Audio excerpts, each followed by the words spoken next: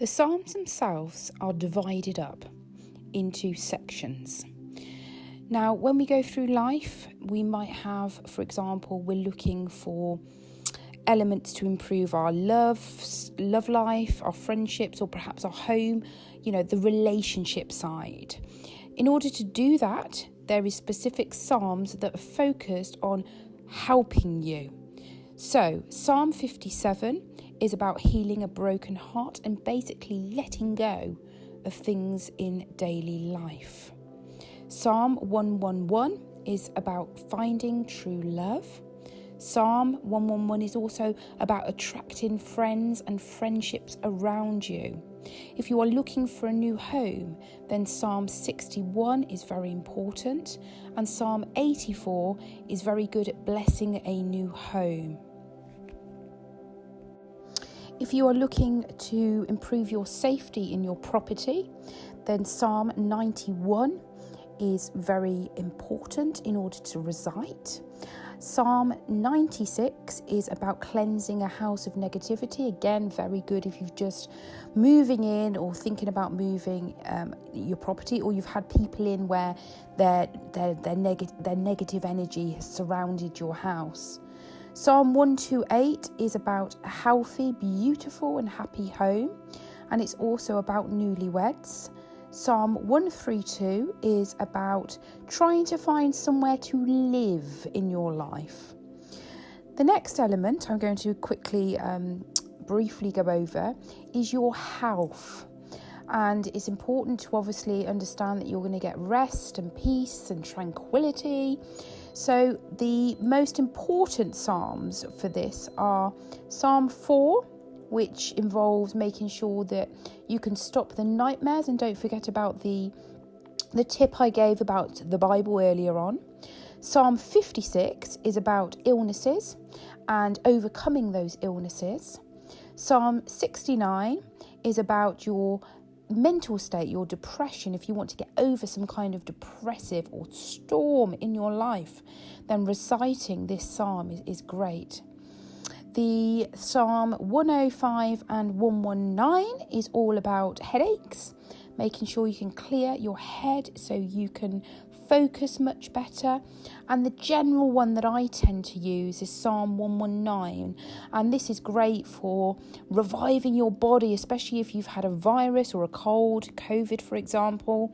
And Psalm 119 is basically all around restoring health. Now, let's move forward to the Psalms which provide you with prosperity and happiness and joy in your life. So we're looking at wealth Psalms now.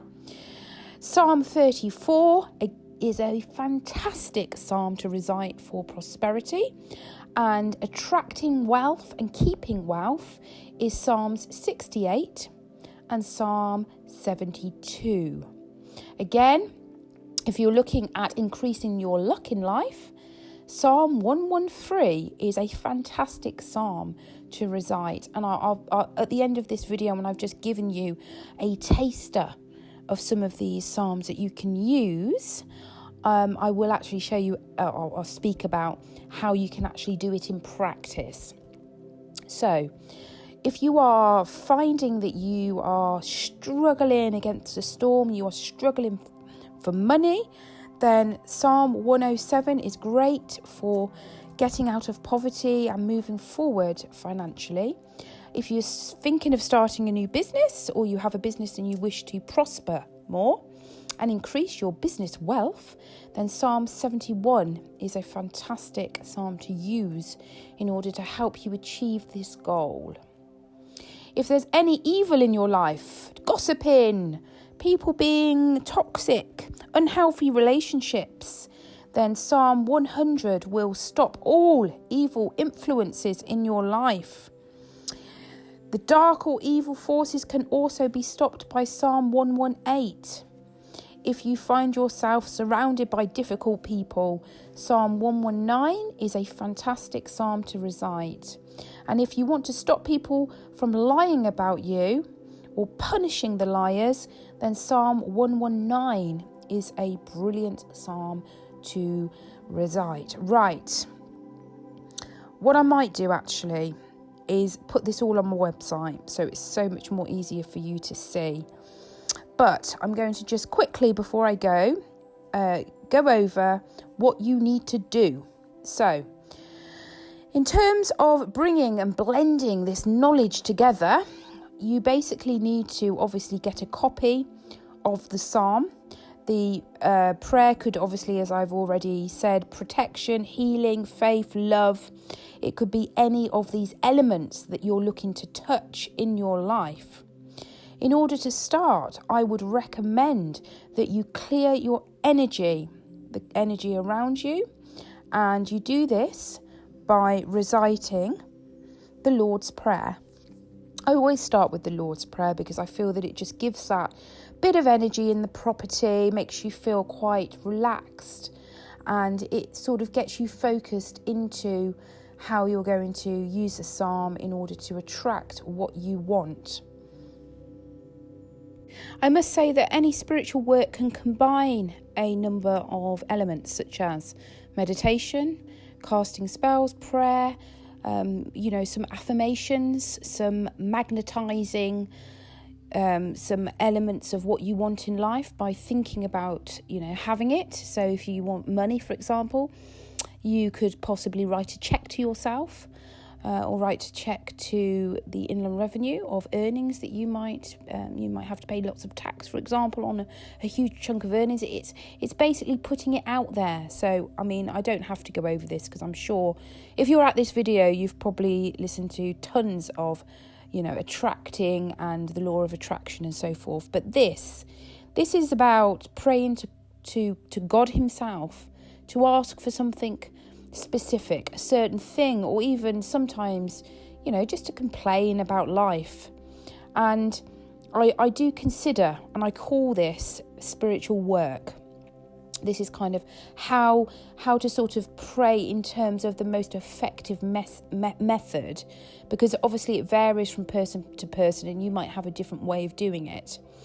But some people call it prayer, some people call it reframing, how they think about things in life, and some other people say they're talking to spirit, which is obviously a respectful way, but they don't actually call it praying.